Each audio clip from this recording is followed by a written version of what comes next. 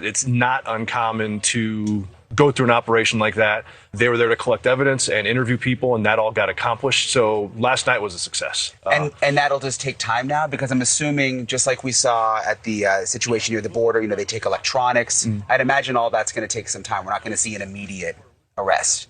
Exactly. Unless there was evidence gained that was rock solid and it was time for the arrest, then they would do it then. I got nightmares in my head, I fear thoughts build up until I can't feel. My mind fills up into a creature, and it haunts me somewhere much deeper. I got nightmares in my head, I fear. Well, it's day 15 and something is about to happen. We haven't heard much in the last 24 hours from the Pima County Sheriff's Department, but there was this. There is no press briefing scheduled for tonight regarding the Nancy Guthrie investigation. However, a written statement is forthcoming. A written statement? That seems awfully coy and cagey at this point, doesn't it? But then again, the winds have become quite chill as an increasingly impatient true crime crowd, frustrated with the lack of instant answers and instant progress, default to what they do best. Blame the messenger, blame the police in this case. Law enforcement activity ramped up at a location about 2 miles from Nancy Guthrie's home in Tucson, Arizona. And it's not yet clear what drew investigators to that site, as authorities are being really increasingly tight-lipped about it. Yes, they have been. And so the question is, do DNA labs close over weekends, Sundays in particular? And the answer is yes. Now, sometimes in order to understand an investigation at a particular point in time, we have to get off the ground, get above the leaf level of a case, which is the evidence layer, and rise above the trees to see the entire investigation as a woods, as a narrative in its own right. Where are we in this story? In this case, are we at the introduction, chapter 1, halfway through, or about to reach the climax? Another sign of an investigation that's going in the right direction is that the list of suspects narrows. The number of scenarios and theories narrows. You don't start off with one theory and then create lots of others. You should start off with a lot of ideas, a lot of leads, and then narrow it down. A sign of an investigation that is purposefully going the wrong direction is one that widens outwards. And good examples of those are the Ramsey and McCann cases. Now, in the Nancy Guthrie case, is the investigation widening or narrowing? Well, that depends on how much information we have and also the context, but more than anything, our understanding of all of these factors, our understanding of the information that we do have. And so on day 15, the fact that many of us feel confused and uncertain is good, because it's when you don't know that you are in the best position to be open to what you do know. And have a look at this graphic showing how our expansion of knowledge tends to get us to where we need to go.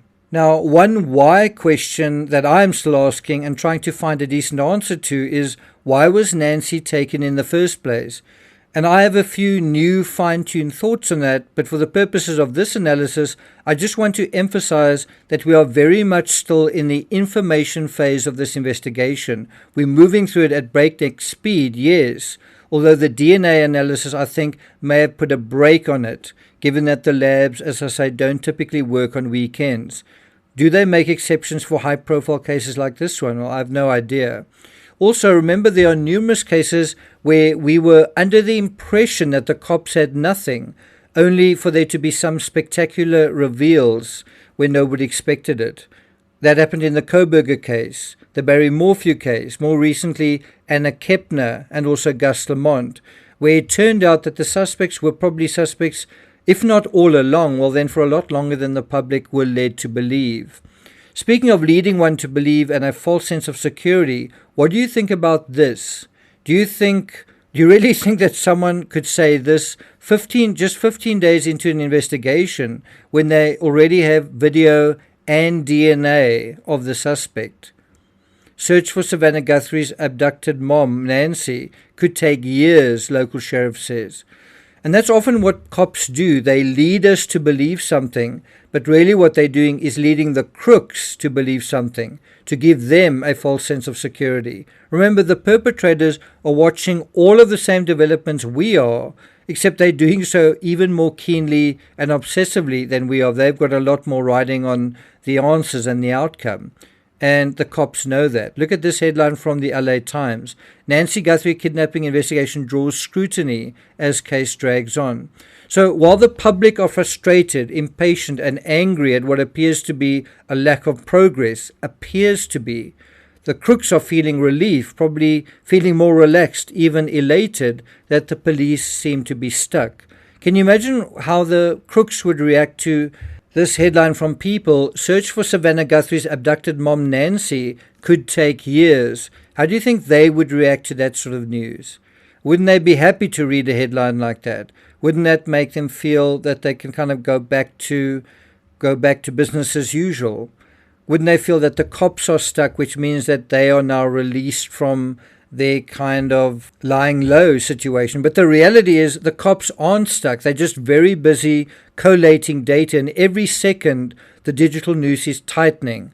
The picture is sharpening. It's becoming clearer and clearer and clearer. Remember, a case like this isn't just about finding someone. It's also about having enough evidence to make an arrest and prosecute. So that's what's going on behind closed doors, and all of that is sensitive information. Of course, in the meantime, the weekend is the perfect time for the neighborhood folk to sit down and examine at their leisure their Ring camera archives. I have a Ring system, and one can quickly look at all the events that they archive from the night before. It does get trickier when you have to go further and further back in time. Also, the more cameras you have, I have quite a few, the more incidents and events you've got to go through. But the Ring security network in the area is going to be an incredibly intricate and sophisticated and detailed spider's web of digital tracking that will have made it well nigh impossible for our abductors to go into and out of the neighborhood entirely unseen. There are also all sorts of additional tricks and techniques that are going on.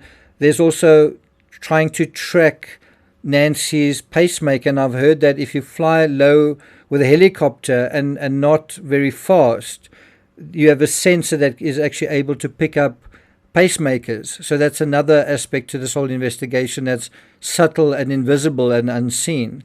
But it's going to take time to parse this data and then to check the parsed data in the real world and then to evaluate that. But why have the cops kind of gone quiet of late? Hopefully, because he's busy.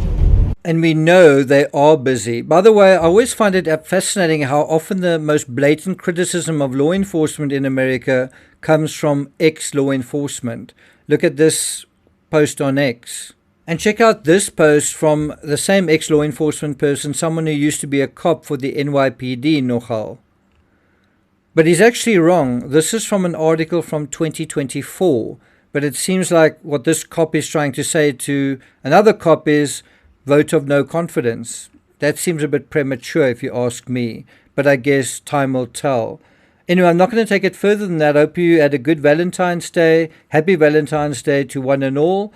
But thank you for watching, and I'll see you guys next time.